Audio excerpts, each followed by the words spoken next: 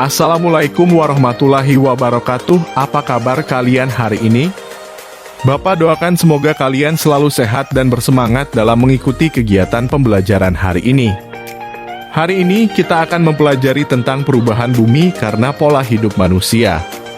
Tujuan pembelajaran kita hari ini adalah peserta didik mengamati pola hidup yang menyebabkan terjadinya permasalahan lingkungan serta memprediksi dampaknya terhadap kondisi sosial kemasyarakatan, ekonomi. Sekarang Bapak punya beberapa pertanyaan untuk kalian. Mengapa terjadi permasalahan lingkungan di bumi? Apa penyebab masalah pada lingkungan? Bagaimana dampak permasalahan lingkungan terhadap kondisi sosial, masyarakat, dan ekonomi? Mari kita diskusikan bersama-sama. Manusia selalu bergantung dengan sumber daya alam yang ada di bumi. Bumi menyediakan makanan dan bahan lain untuk kebutuhan manusia sehingga bisa bertahan hidup. Sumber daya alam yang disediakan bumi meliputi air, udara, tanah, tumbuhan, hewan, sinar matahari, dan masih banyak lagi. Hutan menghasilkan kayu untuk kebutuhan bahan konstruksi, misalnya membangun rumah. Jika kayu di hutan terus diambil tanpa melakukan penanaman kembali, akan berakibat hutan gundul. Hutan yang gundul tidak memiliki kualitas air dan udara yang baik, tanah mudah longsor, dan habitat hutan menjadi rusak. Manusia juga membutuhkan kebutuhan pangan, seperti ikan untuk memenuhi kebutuhan protein hewani. Beberapa orang dengan tidak bertanggung jawab mengambil sumber daya laut menggunakan racun atau bahan peledak.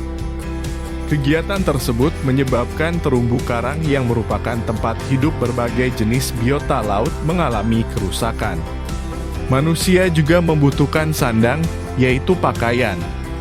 Pada era modern ini, pakaian lebih banyak diproduksi oleh pabrik.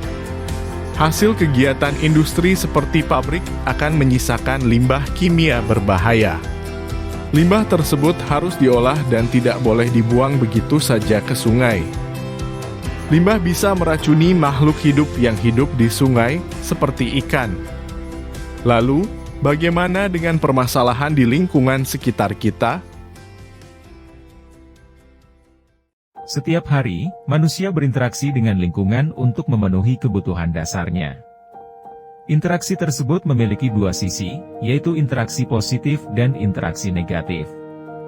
Interaksi positif yang dihasilkan, yaitu adanya konservasi.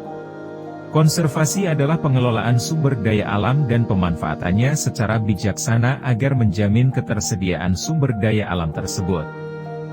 Interaksi negatif antara lingkungan dan kebutuhan hidup manusia, misalnya pada penggunaan kayu yang tumbuh di hutan. Kayu banyak digunakan untuk kebutuhan papan, yaitu untuk membangun rumah atau membuat peralatan rumah tangga.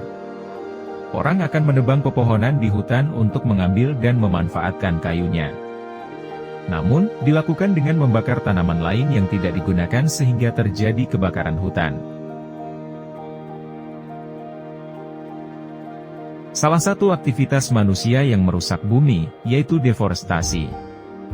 Deforestasi bisa dikatakan sebagai pengundulan hutan. Pohon ditebang secara besar-besaran untuk diambil kayunya. Selain itu, bisa juga bertujuan untuk pembukaan lahan tanpa izin, misalnya pertanian atau perkebunan.